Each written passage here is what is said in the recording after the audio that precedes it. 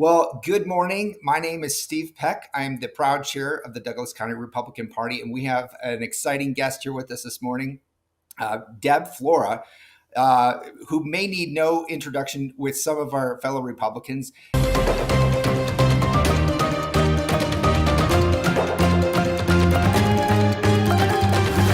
Deb Flora is a former Miss Colorado and a runner-up to Miss USA.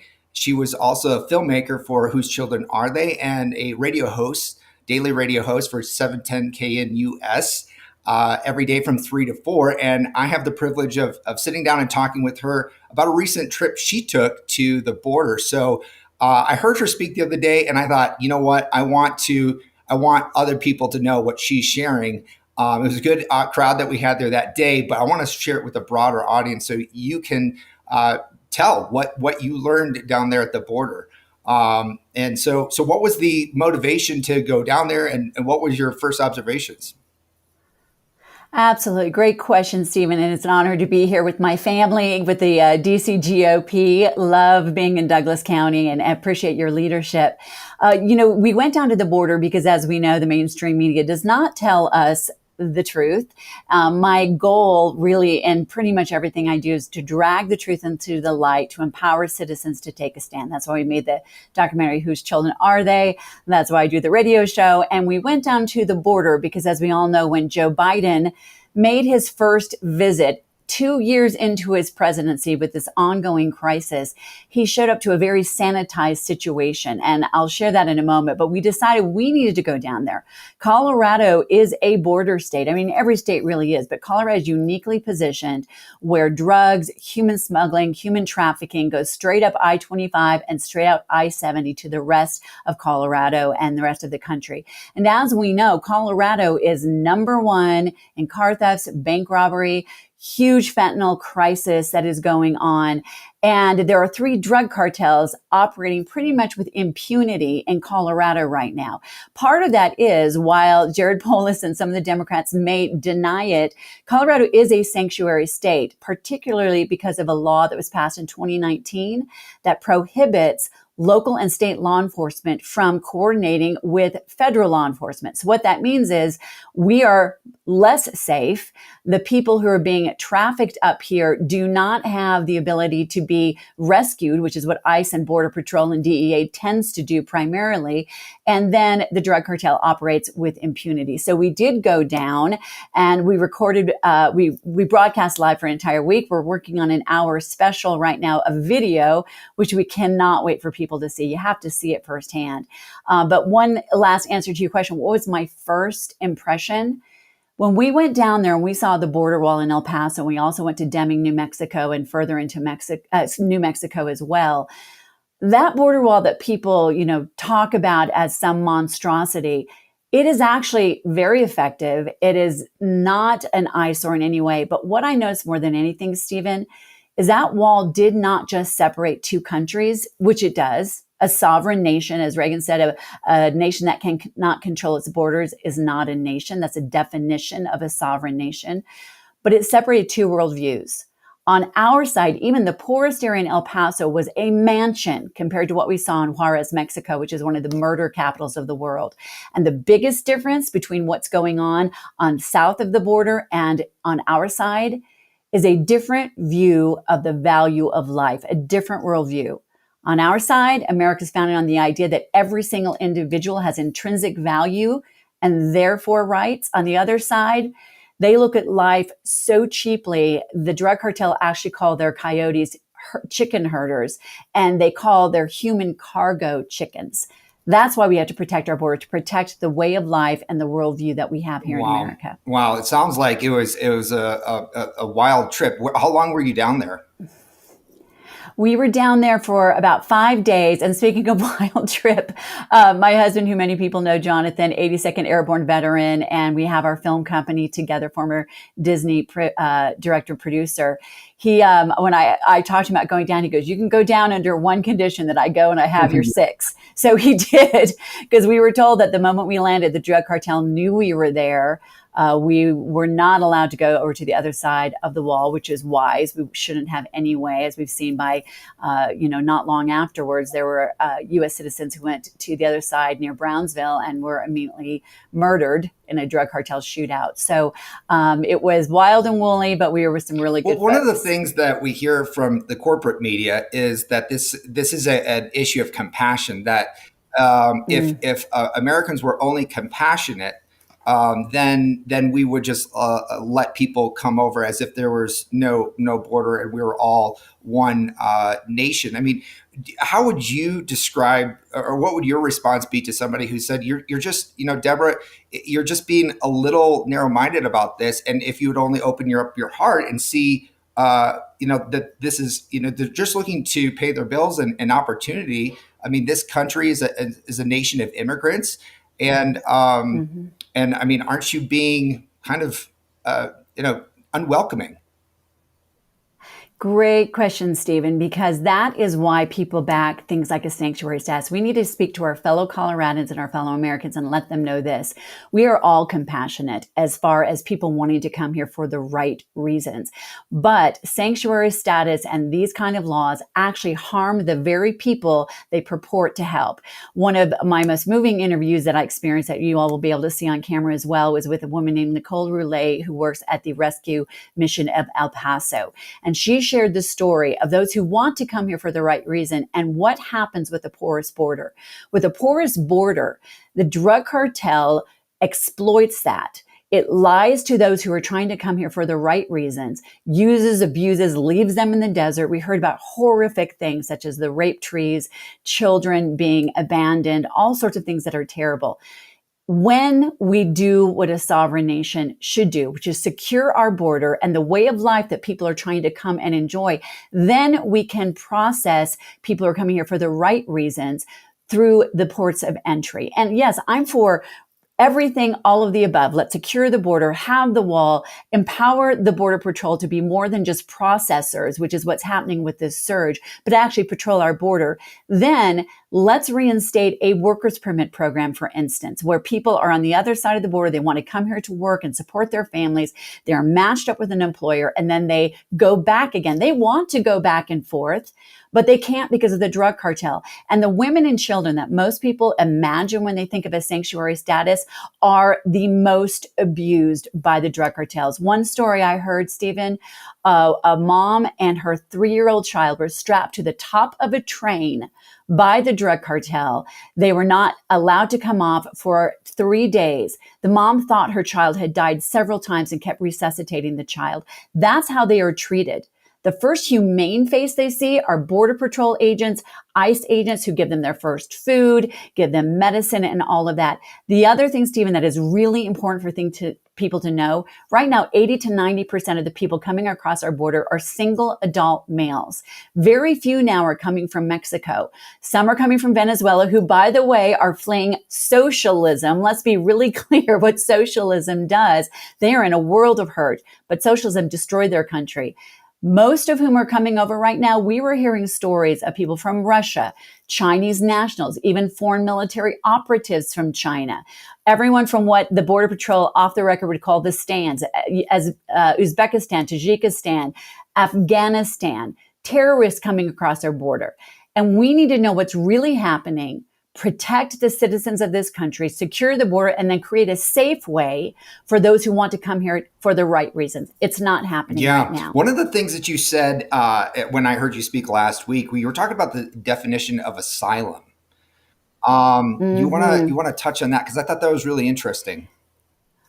Yeah, we heard this from the Border Patrol agents. So the reality is asylum is defined internationally and nationally as if someone is fleeing a country where they're going to be persecuted either for their faith, for their political viewpoint, or for some other reason, perhaps even lifestyle. When they are fleeing for those 3 reasons, not just economic hardship, because really the goal would be for everyone to export the ideas of America and make their own countries better and more free. But if they're truly seeking asylum, then the first border they cross is where their asylum should be.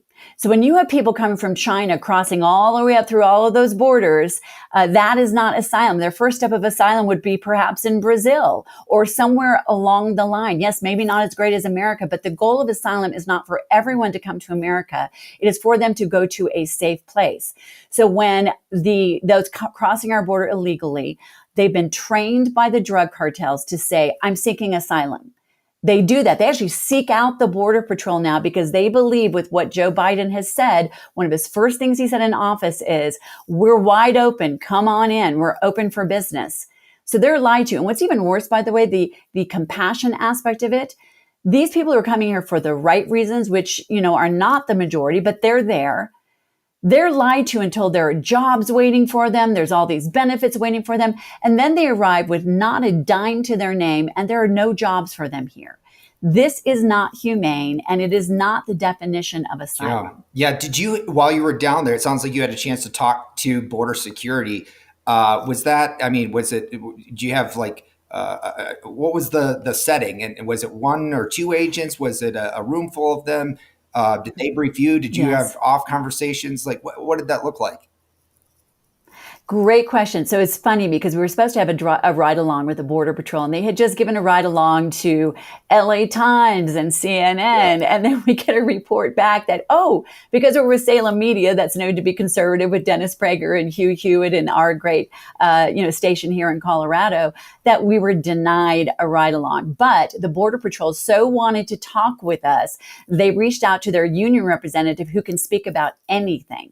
So we had off the record conversations with Border Patrol. We had an on the record conversation with someone who was their representative. But here's what people need to know about the Homeland Security Secretary Mayorkas. The Border Patrol, their morale is so low right now because Mayorkas, when he came in, he vowed to prosecute 100% of the assaults on Border Patrol. He's prosecuted 2%. In addition, he changed the rules of engagement like we did to our military, which was under Obama, which was absolutely criminal.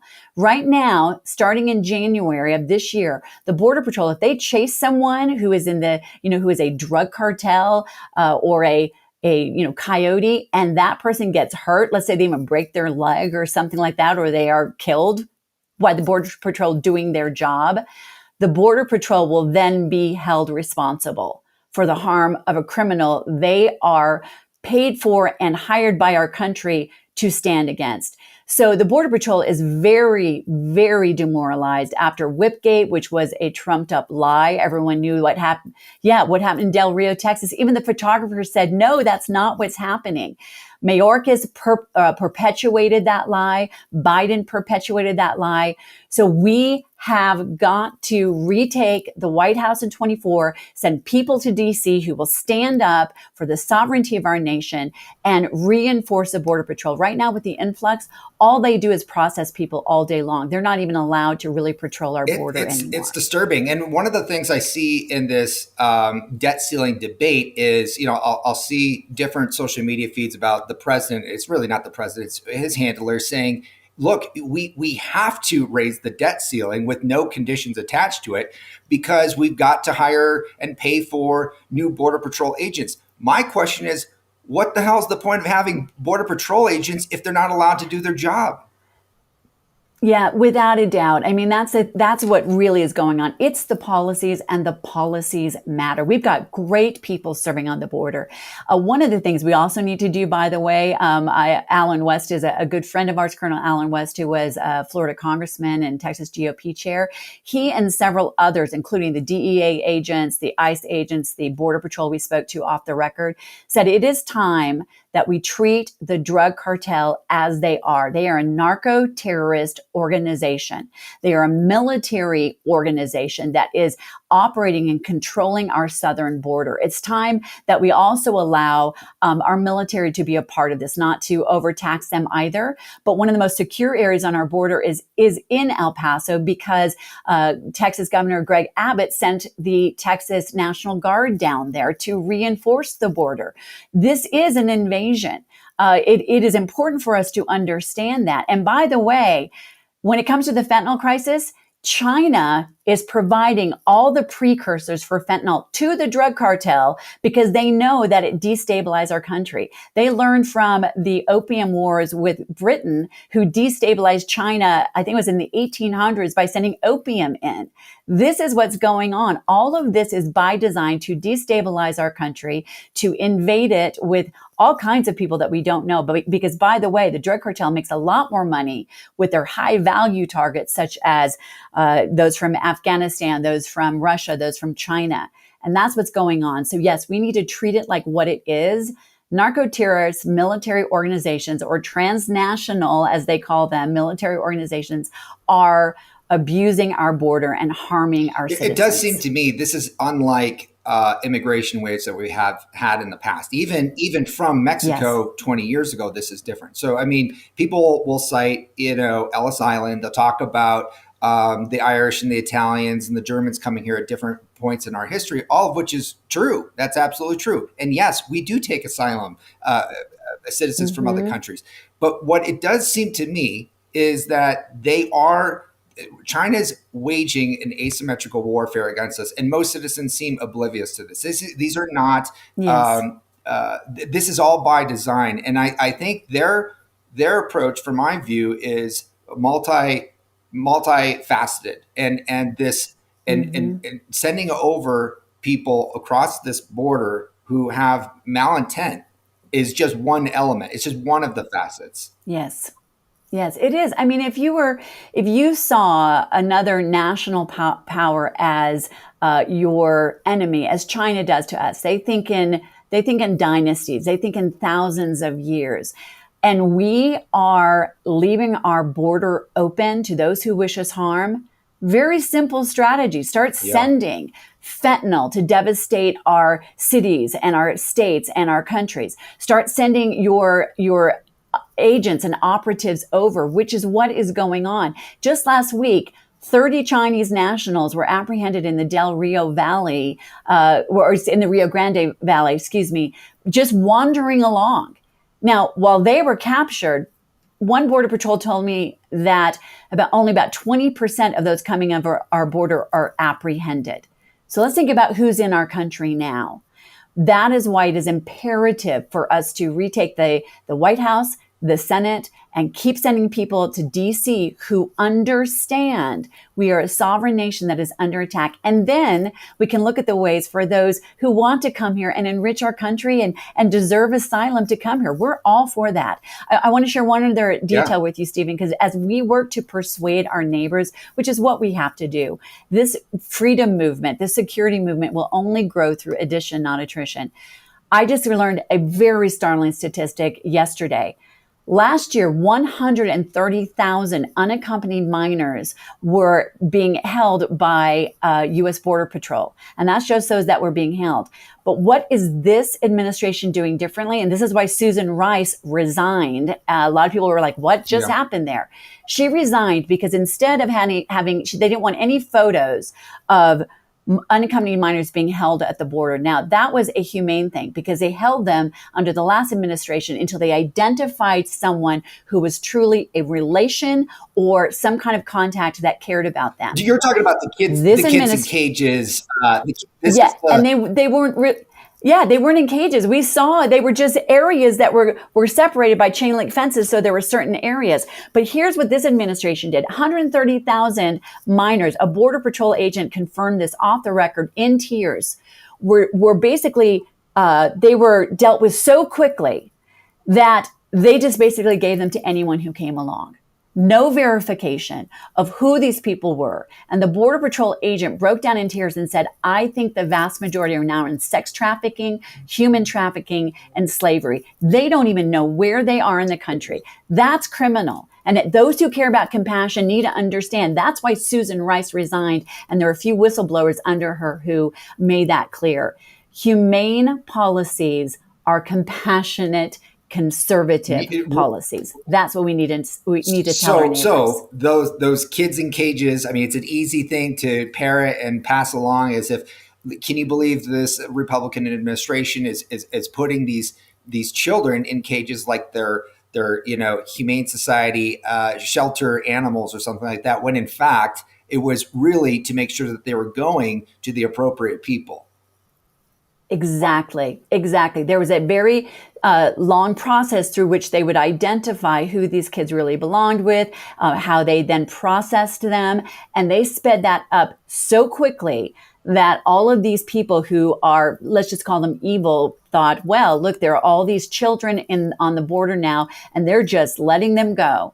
Some of them are probably used now to transport drugs. They're used for all sorts of things that is just really Yeah. tragic. It's time for us to get our compassionate and moral outrage going to protect those coming across our Can border. you speak to the border wall itself? I mean, I know Yes. we've talked about it. We've been talking about it for 20, 25 years. And I know there have been different efforts at different times, different parts of the border. So I sense, I've never been there myself, that there's a patchwork of different walls and there's still open spaces. I mean, one, I guess Mm-hmm. the first question is how much of the border is actually covered by a wall? Two, do you believe in your assessment is the wall a deterrent? Does it work? Because some people say, oh, they can just tunnel under. They can Yeah. put a ladder over. They'll, you build it higher, they'll get a taller ladder. I mean, this is silly, right? Yeah. Or is it? It's a yeah, it's a great question. When we release that 1 hour special, you're going to see a very interesting image. I interview a woman named Irene Armendariz Jackson, who's with the Border Security Coalition. Her husband is former Border Security and Border Patrol. There's an area right in El Paso where you see two walls. One's a certain height, the other one's much higher. And she said, "Let me tell you about this tale of two walls. The one that is shorter is not racist. The one that is higher is called racist." And here's the irony and the hypocrisy. The shorter wall, I believe, was built in approximately 2008 under the introduction of a Democrat politician in El Paso. It was called Operation Hold the Line to stop the crime that was plaguing El Paso. And when that wall was built, and it did help stop the crime, it was approved by Chuck Schumer, Joe Biden, Barack Obama, Hillary Clinton, and an entire slew of Democrats that voted for that wall. The Trump wall, as they call it, is simply higher. And then they build it to secure the border even further. And it is somehow called racist, but this one isn't. There's a wonderful That's woman I ridiculous. interviewed, Dolores Chacon, and you've got to see this image of her backyard. And her family has been in this home since for well over 100 years from Chihuahua. It's called Chihuahuita. It's the oldest borough in El Paso. And she said before the wall went up, she couldn't even take her daughter to school because there'd be drug cartel, there'd be criminals all over her yard, on her roof. And when the wall went up, she calls it her freedom fence because she said, "I got my freedom back." Now, to your question of does it work? Yes, it does. Where it is in place, if the Border Patrol is actually allowed to patrol the border, what the wall does is make it harder for those to cross it. Then they have an entire series of other things. They've got sensors, they've got drones, they've got sensors in the ground, they've got all this different other surveillance equipment. And then they've got usually Border Patrol on horses and ATVs where they can immediately go when they hear someone's crossing in an area over the wall. That's why it works. As far as how far it is, it was all the way from El Paso through Deming, New Mexico, and I believe most of the way through Mexico. But that's why areas like Brownsville are absolutely being terrorized because there's not a wall there and people just come across into people's property in the middle of the night and they are afraid to come out because it's usually the drug cartel trafficking people and drugs. So the wall works. It is humane because then the people that want to come here for the right reason go through the ports of entry where the Border Patrol and ICE are incredibly humane and kind. So that's the story of the wall, and we need to push back on the hypocrisy. Did you have a chance to talk to any of the locals? I hear you said that you talked to the Border Patrol and you mentioned this lady about her freedom fence. I mean, do you get the sense that the locals are exasperated that the rest of the country doesn't hear that there's a problem? Do you think that they're sensing like, hey, this has been a problem for us for 20, 30 years. Now it's knocking on your Yes. doorstep, Denver, because Governor Abbott, the governor of Texas, is busing these folks around the country, including to Denver, which is a sanctuary Yes. city. And I, frankly, I mean, if you're not going to secure the border, if I'm Governor Abbott, I'd be thinking the same thing. I mean, I don't hold that against him. Yeah. Here's the biggest travesty and why we went down there. Those who are local, even Democrats I spoke to that have been there fighting this, living this for decades. And by the way, though, much worse under this administration. One real quick statistic: in the final year of the Trump administration, illegal immigrants that were apprehended were a little over 400,000. We're on track this year to be 2.6 million or more. So when Karine Jean-Pierre, just in 2023, when Karine Jean-Pierre says it's down 90%, her math does not add up. But here's what the locals are saying. Even those who are Democrats, Republicans, unaffiliated, they are most outraged by what happens, which basically makes the visits of the administration a Potemkin village, which is where in Russia they would clean everything up right before a dignitary would come. So the world would think everything looks wonderful. When Joe Biden came, and I did a stand-up right where he was, right before he arrived, Border Patrol were called to El Paso to move out all of the illegal immigrants that were hundreds and hundreds just on the streets of El Paso. And they didn't know why. Then first responders, police officers and firefighters in El Paso were then tasked with scrubbing the streets of refuse, of human waste. And then they all learned that Joe Biden was arriving the next day.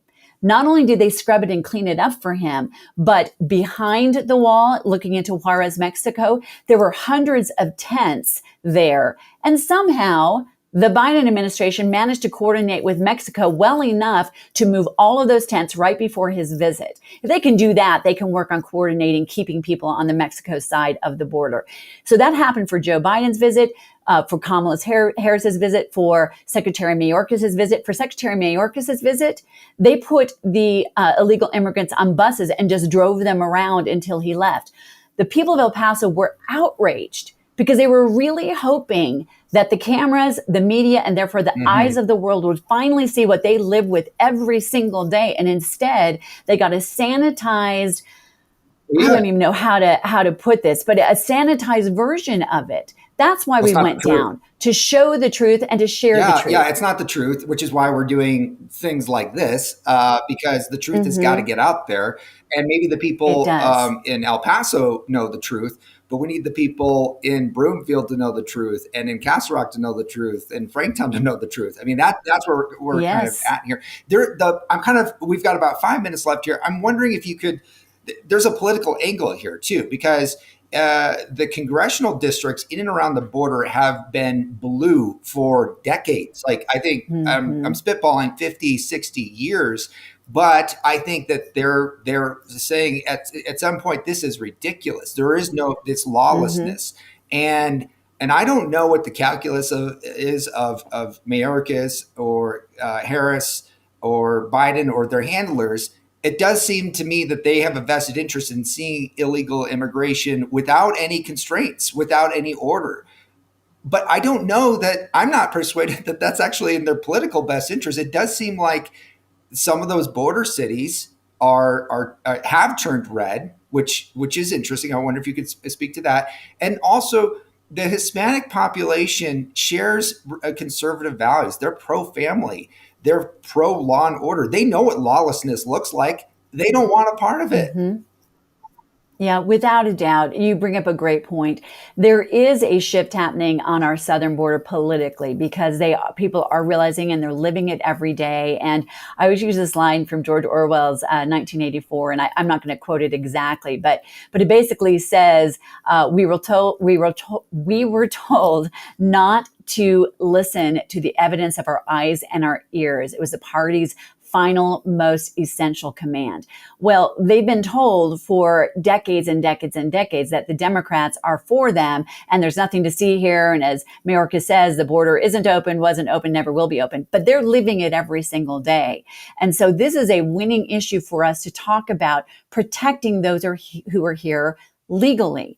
One of the things that some of the locals in El Paso said is, why do the drug cartels and illegal immigrants have more rights than I do when my family is from Mexico, but we came over legally and we are being victimized? This is something we need to talk about. And right here in Colorado and around the country, we need to reach out to the Hispanic community, because also what's happening, and I was speaking to a sheriff off the record the other day, they were talking about how some of the illegal immigrants who are coming up, not all of them, but some of them are coming up that are not being vetted, are felons and criminals, and then go into these very Hispanic communities and terrorize the communities.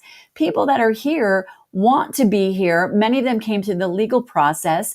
And in addition, like you said, Stephen, the vast majority of the Hispanic community, by the way, just like the African immigrant community, like Ethiopians and Somalians, the vast majority of those communities share our value. They're here because they're pro-family. Many of them are people of deep faith, hardworking, wanting a better life. It's time we as conservatives and as members of the GOP begin to have those communications with them. They want safety for their families. They want jobs. They understand that even those that they care about on the south of the border are being used, abused, left in the desert to die, and being lied to about this, job plethora that they're being told that we have here. So we can win on this issue. We just have to be able to willing to speak courageously, compassionately, from an informed position. And that's why I appreciate this Yeah. opportunity to talk about it and why we went down there in the Well, first place. I congratulate you. Thank you for your time. We want that in Douglas County. We want safe neighborhoods. We want Yes. good neighbors. I think it was Robert Frost. I could be wrong. That said fences make neighbors. And I that's what we all want. We want law and order. We want order to our immigration process, and we want to know who's coming and going from our country, just like we want to know who's coming and going from our house. It's not a free for all. It's not an open house. And I appreciate your report, and I'm looking forward to your 1 hour special. We're very excited about that. So thank you again, Great. Deb Flora, 710 KNUS every day, 3 o'clock to 4 o'clock in the afternoon. Thank you so much for your time. Thank you, Stephen. Thank you for leadership of the Douglas County GOP. I am so blessed to live in Douglas County, and thank you everyone who's watching. We can win this battle together if we invite our neighbors to join us. Thank you. Steve Peck here, your Douglas County Chair of the Republican Party. If you enjoyed this interview, I ask you to like, subscribe, comment, share this with your friends and neighbors. We've got to get the truth out there, and you're a part of that. If there's somebody that you'd like to hear from, please throw that suggestion in the comment section, and we'll be sure to reach out and speak to that person and address that topic. Thank you again.